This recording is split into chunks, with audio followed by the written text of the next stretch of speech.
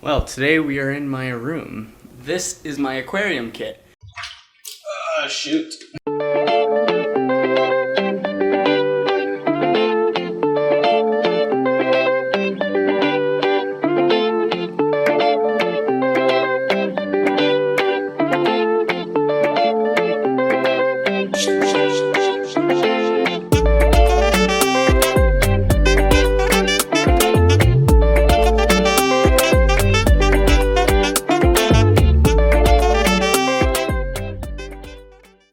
So I've got a shotgun mic going right here.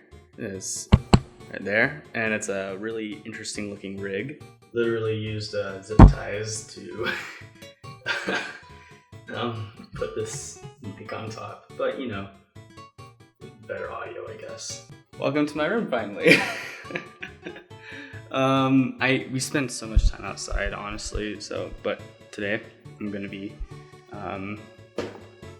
taking this little 10-gallon right here, and we're gonna make a saltwater aquarium. By the way, so you see people, they make like budget builds for saltwater aquariums. This is like budget build on steroids. So literally what I'm doing here is I'm just going to use this for flow and aeration, because I don't know, it does both, it says.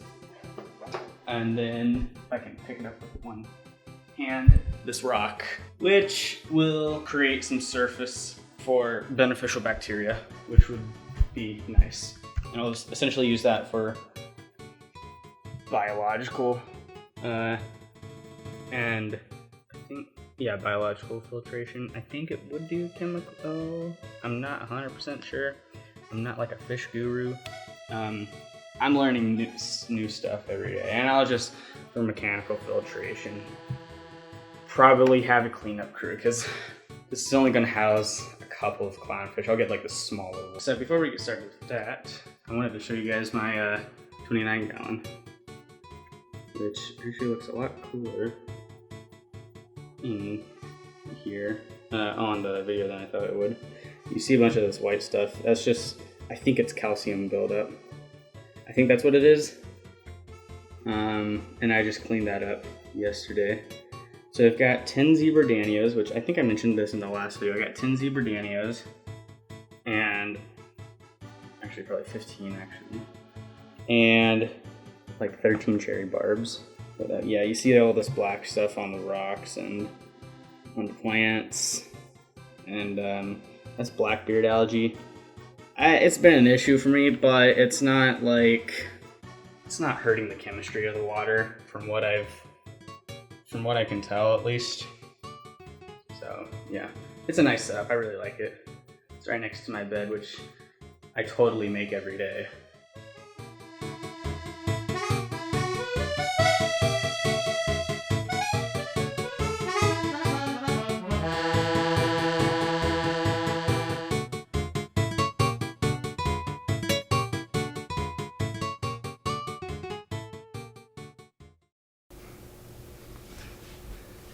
This is my aquarium kit. Now, I'm not an interior designer at all, but I can tell you right now that this is going to create a lot of room in my room, which is really nice because it's not that big if you ask me. But this is my aquarium kit. You always see people they do the cool thing where they, put all their supplies and stuff inside the tank, and I could not fit anything in there. Let's go through a little bit what I'm going with here. So, as you can see, I got this, it's not aquarium salt, it's aquarium salt, but it's instant ocean, that's basically what it is. I didn't put the box in here because I've actually had this bag for a couple of months. I've actually had a lot of this stuff for a couple of months. So, first things first, we're going to wash this tank, we're going to wash the rock, and then I guess we get started.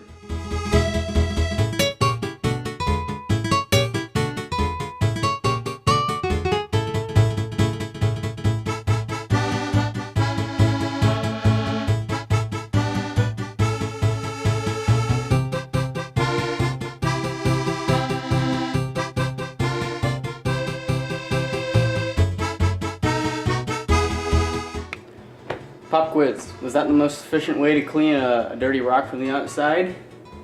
The answer is no, it was not. But it's gonna work. I mean, I don't even plan on putting fish in here for a while, so it's gonna cycle around. stuff. Alrighty, now so we're gonna put the substrate in here.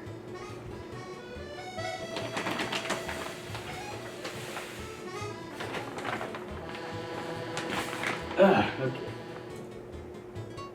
Most likely than not, I'm gonna need more. I usually do about 1 inch or 2 of it, and stink. I forgot to put the rock in. It's not a huge deal, but I personally like to.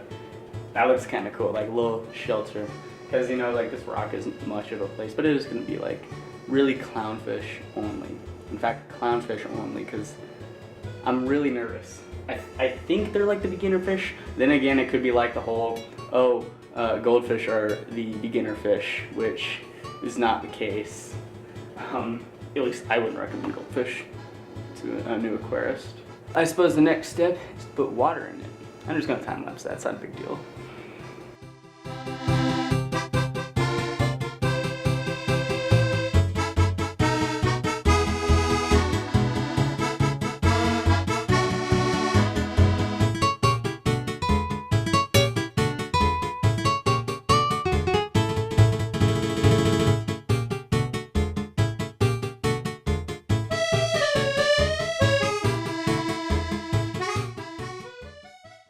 I'm looking at it now, and it's not as saltwater-ish as I was hoping it would look.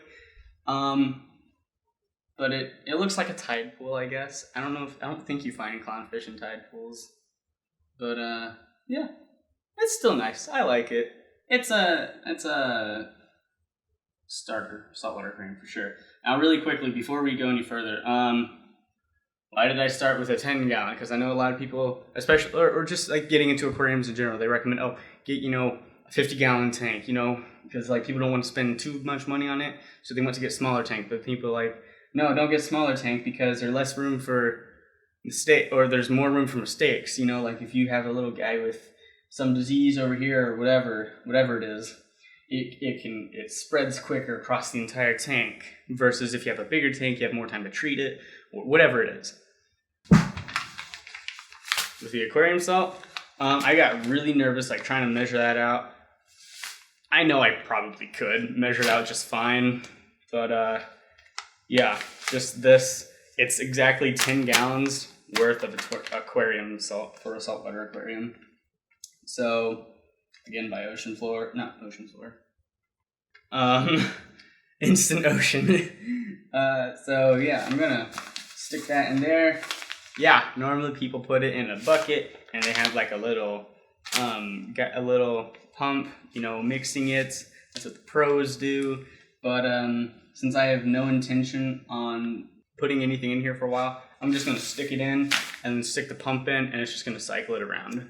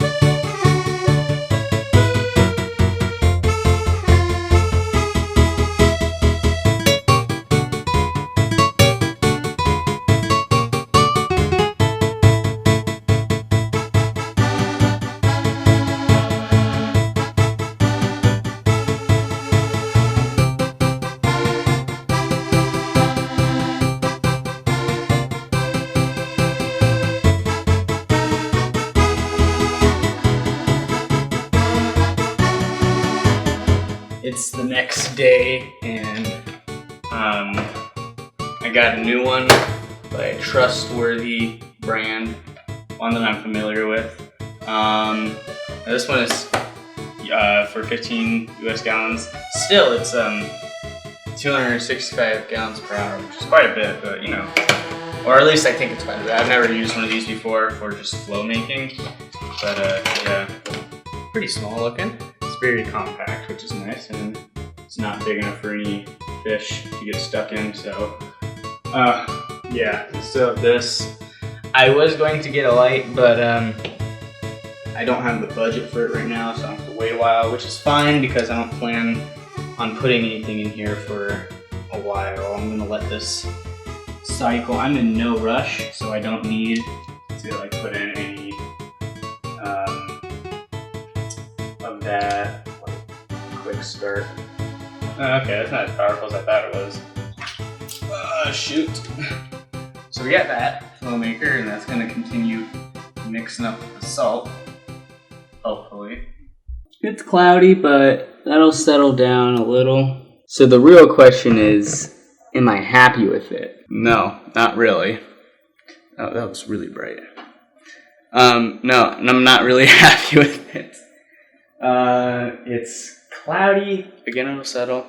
The rocks just are thrown everywhere. I had no idea what I was doing. Like I said, aquascaping is not my thing. It's fun, but it's not my thing. I mean, I did all this right here, and that looks fine. One thing that I would change about this is like I would remove these little decorations right here, that and dragon.